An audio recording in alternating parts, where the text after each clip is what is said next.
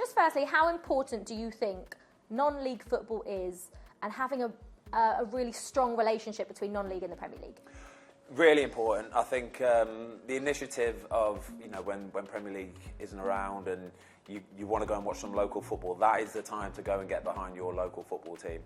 I'm very lucky. I've got a couple local teams, one in particular that I started at when I was a youngster. I'll go and watch them now and then. I've got Leamington FC, I've got Racing Club Warwick.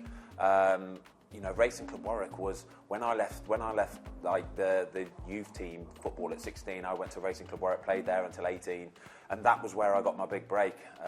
Luckily, a scout from Stoke City was passing by one night, stopped in, watched me play, and that was it. The rest was history. So it all went from there. So I have a lot to thank non-league football for. What, just randomly? So a scout just decided, saw a game? Quite literally that. It's a good story. Again, it's sort of right place, right time. He like I say, he was a scout at Stoke. He was heading back down south because he actually lived near me. And on the motorway, there was an accident. He had to get off on an A road, again stuck in traffic. So then he saw the floodlights in the distance. Was like, sod it, I'm a scout. I'll go and watch. You never know. And that was it. Went from there. Oh wow, that's incredible. Shout out Colin Dobson, by the way. Colin Dobson, you're the man. Thank you. So Racing Club Warwick. Do you ever go back there? Do you still know people that work there, play there? Yeah, sure. My son plays for the youth team. My son plays for the youth team. Yeah. So he's only 12. So he trains on the. They've got an AstroTurf pitch now, which is brilliant because I think for non-league teams having an AstroTurf pitch is so important because virtually every night of the week they rent out the pitch to like the youth teams in the local area, and then obviously they can never worry about matches being called off, all that kind of stuff. So no, it's nice. It's nice to have that local. Like I say, I've got Leamington FC as well, who are a very sort of decent non-league team as well, very very close to my house. And as for your experiences playing in non-league football, what was training like? Was it difficult? Cold, wet, muddy. Brutal. I imagine. Muddy. It was double muddy. Yeah, we used to train on Tuesday night, so I was still working full time as a chef at the time, so I always used to have Tuesday night off. Now and then I couldn't make it because of work or whatever, but it was always very cold, very wet, very muddy. But I quite enjoyed that, to be honest. I'm 16, 17, 18 years old. You can't really complain about not playing on an absolutely perfect pitch. Like I say, that was back in the day when they didn't have the AstroTurf pitch, so it was a bit of a nightmare. And then you'd turn up on a Saturday again, it would be the same sort of story. The pitches weren't the best, but no, I like to think that it held me in good stead going forward. You said you were a chef. Have you kept that up? A little bit, yeah. I do. I enjoy it. Yeah, I do. I do all the cooking in my household. I do. I love it. Yeah, I love my food. I do a lot of cycling. People know I do a lot of cycling.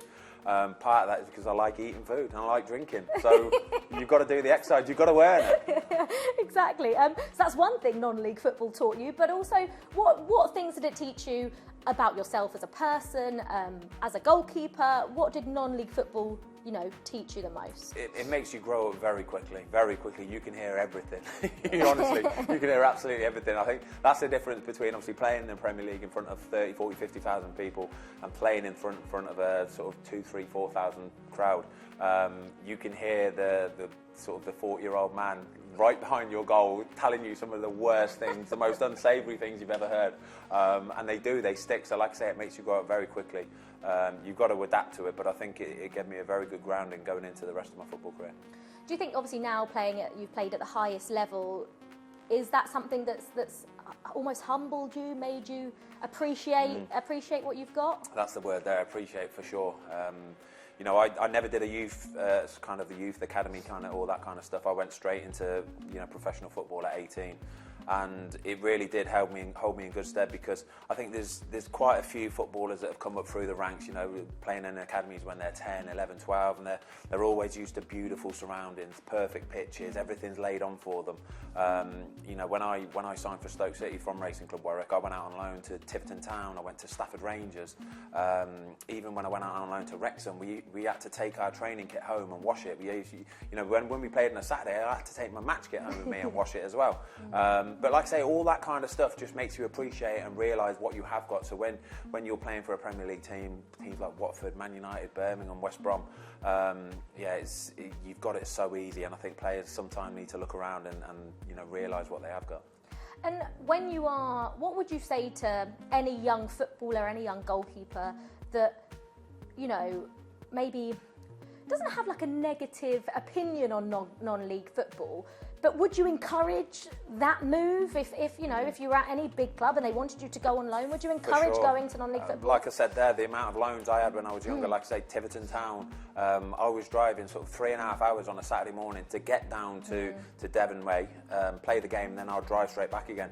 But it's about playing first team football, you know, when you're in the academies and you're in the reserves and you're on the fringes of the first team. It's great that you can play sort of these 23 matches, and you know, you can learn a bit, but what you really learn from is when you've got a crowd in front of you, when you can hear people, when the emotion's there. That's when it matters. That's when you find out what you're made of.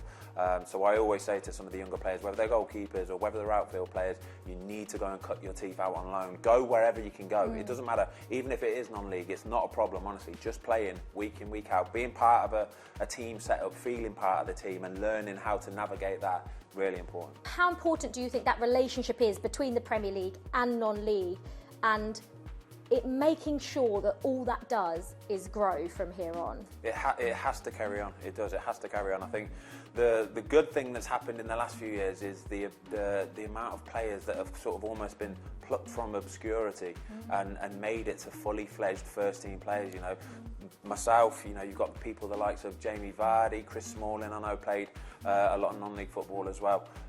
It's so important that the Premier League pushes it because there are so many sort of uncut gems just waiting to be unearthed. Click here to subscribe.